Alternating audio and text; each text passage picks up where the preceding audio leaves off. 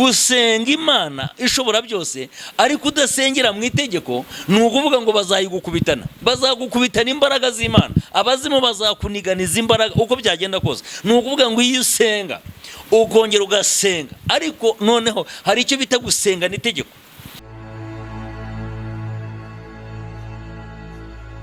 Ikaze muri uyu mwanya, Imana niguha umugisha mwinshi kandi ikugirire neza. Tugiye kuganira ijambo Imana imaye kumenya, dusanga mu Befeso ibice byaho 6 ku murongo wa 18. Unyemerere tuhaganire mu kanya gato, kandi Imana yo mu ijuru iguha umugisha. Kwizera ni ukumenya rwose udashidikanya ko ibyiringirwa bitazabura kuba. Ni wizerana nanjye nzi neza ko Imana iri buze kugira ikintu ikora gikomeye ku buzima bwawe. Imana iguha umugisha. Unyemerera rero, nubwo haranditse ngo 18, haravuze ngo musengeshe umwuka iteka mu buryo bwose bwo gusenga no kwinginga, kandi ku bw'ibyo mugumye rwose kuba maso musabira abera bose. Ngo ijambo ravuze ngo musengeshe umwuka iteka, ngo mu buryo, ndimo ndashaka kuvuga uburyo. Ndashaka kuvuga ikintu bita uburyo. Ijambo ravuze ngo musengeshe umwuka iteka, ngo ariko mu buryo bwose bwo gusenga hari uburyo. Imana ishimwe cyane. Nubwo ngaya ni amagambo Paulo yavuze, arimo aganiriza Abefeso, akurikiranye ukuntu Abefeso bakurikiye Kristo, akurikiranye ukuntu Abefeso bamaramarije gushaka Imana, akurikiranye ukuntu Abefeso bamaramarije gushaka gukurikira cyangwa se imitima yabo ihirimbanira gushaka Imana mu buryo bwose. Hanyuma aravuga ati rero hari akandi kantu nshaka kubabwira. Nubwo akazi kababanye kenshi, nubwo situation irimo igenda iba ni ngari cyane, ntabwo uyu munsi aribwo abantu babaye bize cyane. Guhera kera na kare abantu bahoze bari bize, kuko akazi kakomeje kugenda kabingome cyane, ndetse kagenda kahindura isura. Ijambo riravuze rero ngo musengeshe umwuka iteka. Ni ukuvuga ngo gusenga ntabwo ari ugusenga nonaha ngo bize kurangira uzongera gusenga ejo bundi. Reka nguhe urugero. Iyo usenga ubugaburira ubugingo, iyo usenga ubugaburira umuntu w'imbere. Noneho reka nkwereke, iyo umaze iminsi utarya, ni ukuvuga ngo mu buzima busanzwe ukaba umaze iminsi utarya, ni ukuvuga ngo uri nko mu rugo. Iyo umuntu akubwiye ngo tebugaburira unsanga ku muhanda, wagenda wiruka no guhaguruka hari igihe byanga, kubera ko umubiri, ni ukuvuga ngo igifu kiri empty, umubiri wacitse intege kuko nta kintu kirimo.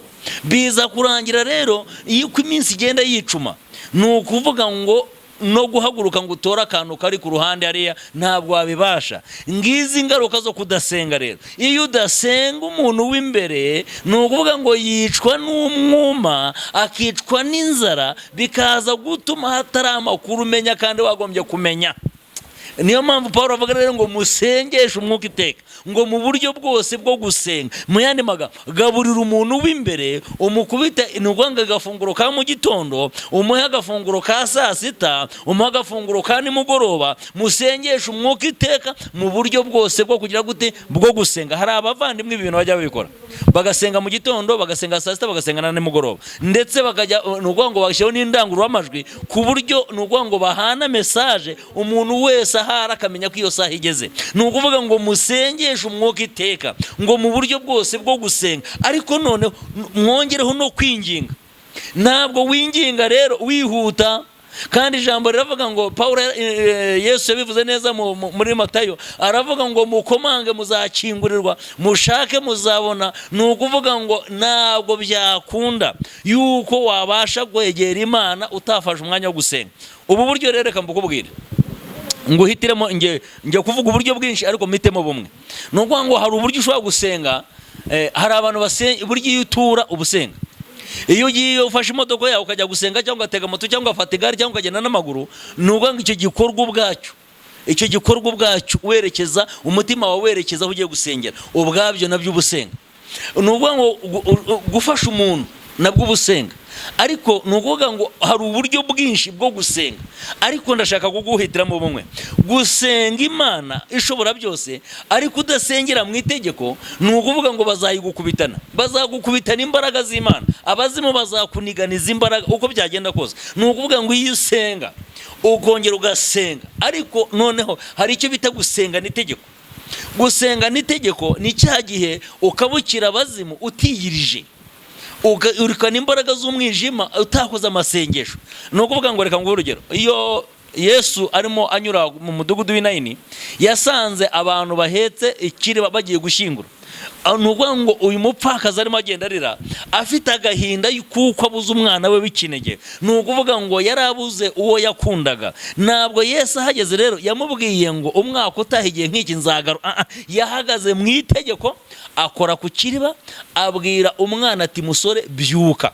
Nukuvuga ngo mva rero ibintu birimo biguhanamira, nudahagarara mu itegeko ngo ubyirukane, dayimoni azabikunigana. Nudahagarara mu itegeko ngo ubyirukane, nukuvuga ngo ntabwo bizagenda. Urasabwa guhagarara mu itegeko. Hari uburyo bwinshi bwo gusenga, ariko noneho ubwo nguhitiyemo hagarara mu itegeko.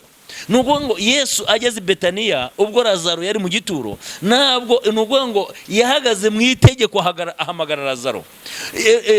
Reka tuve kuri Yesu. Reba igihe Petero na Yohana bajyaga gusenga, bageze imbere y'urusengero ku irembo ry'urusengero aho bitaga ryiza, nukuvuga ngo bahasanze umuntu wabanaga yicaye asabiriza. Ntabwo bigeze bavuga bati tugiye gufata amasengesho y'iminsi 2 tugusengere kugira ngo Imana ikugire neza. Baravuze bati umva, icyo dufite tukiguhaye mu izina rya Yesu, haguruka ugende. Bamufata akaboko baramuhagurutsa. Umva nkubwire rero, ibi kuriho nuduhagarara mu itegeko ngo ubyirukane ntabwo bizagenda.